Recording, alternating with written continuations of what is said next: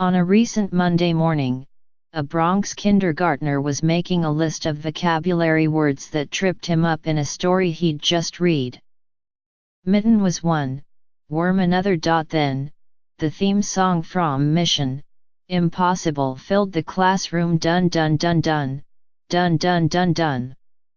Heeding their cue, students scrambled to put their pencils and workbooks into colorful plastic buckets and find a seat on an alphabet carpet before the 60-second clip of music stopped. This is Concourse Village Elementary School, a 5-year-old school near Yankee Stadium that has blended playfulness and academic rigor, close reading, and classroom conversation, to impressive effect. Its students are almost entirely Black or Hispanic children living in poverty, many drawn from the Melrose housing project a block away. More than 15% of them are homeless, and last year, a quarter of the school's students had special needs.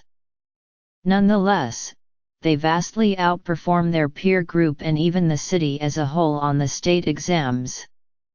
Last year, about 80% of students passed the state reading and math tests, roughly double the citywide average. I read something when I was a teacher, said the founding principal, Alexis Sorden, 41. It said, "Smart isn't something you are, it's something you get." At the core of the school is an intense focus on close reading and, in particular, annotating texts. No coincidence, Ms. Sorden is a reading specialist by training.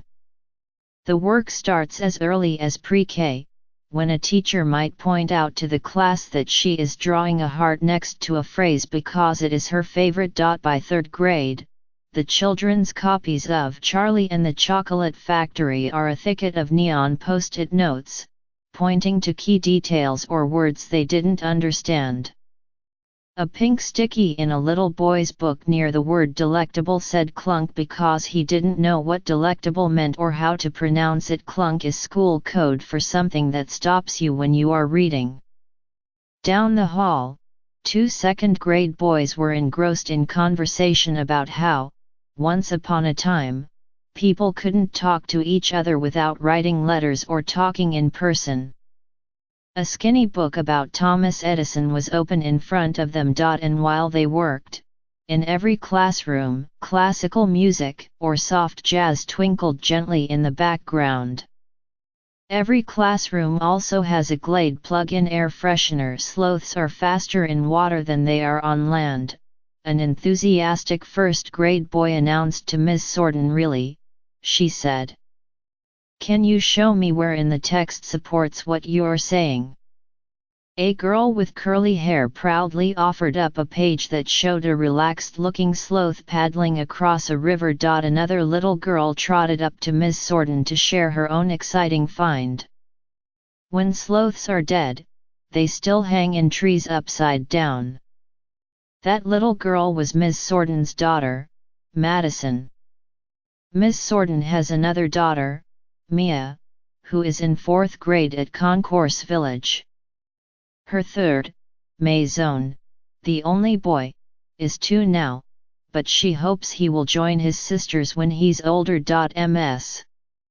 Sorden, who is quick to crack a joke or give a hug, founded Concourse Village in 2013, taking over what had been PS 385, which was being phased out.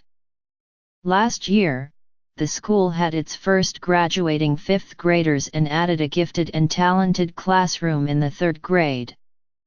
Gifted classrooms are often a magnet for high-scoring children who might not otherwise attend a particular school, but Ms. Sorden said that last year, all but 3 of the students in the gifted class were already Concourse Village students. When designing the school, Ms. Sorden said she thought about what she would have wanted as a student.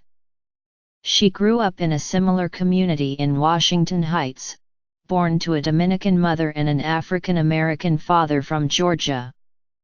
Her father died when she was a senior in high school, she said, but her mother remains a constant presence. In fact, she stays with Ms. Sorton and her family in Washington Heights during the week and takes care of May's own. Ms. Sorton and her husband can use an extra set of grown-up hands. She is generally at school from 7 a.m. to 7 p.m., and is augmenting her master's from Columbia University's Teachers College with a doctorate in education from St. John's University. On weekends, her mother goes home to Marble Hill. Sometimes. Ms. Sorton inherited 2 grades worth of the students from PS 385, but none of the teachers, and hired her own new teaching staff. The most important thing I look for is good people who understand the importance of being in this community, which is something I cannot teach you, she said. I don't want you to come in here feeling sorry for anyone, because if you feel sorry for them, you don't push them that hard.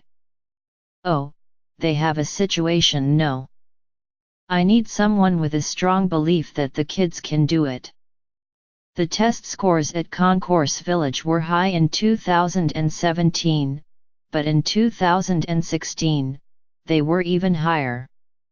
That year, an extraordinary 94% of its test takers passed the reading exam and 98% of them passed the math.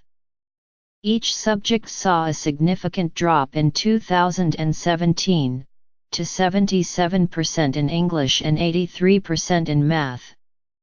Ms. Sorton said that downward shift was a result of lower scores in the 5th grade, the class that was in 2nd grade when the new school began.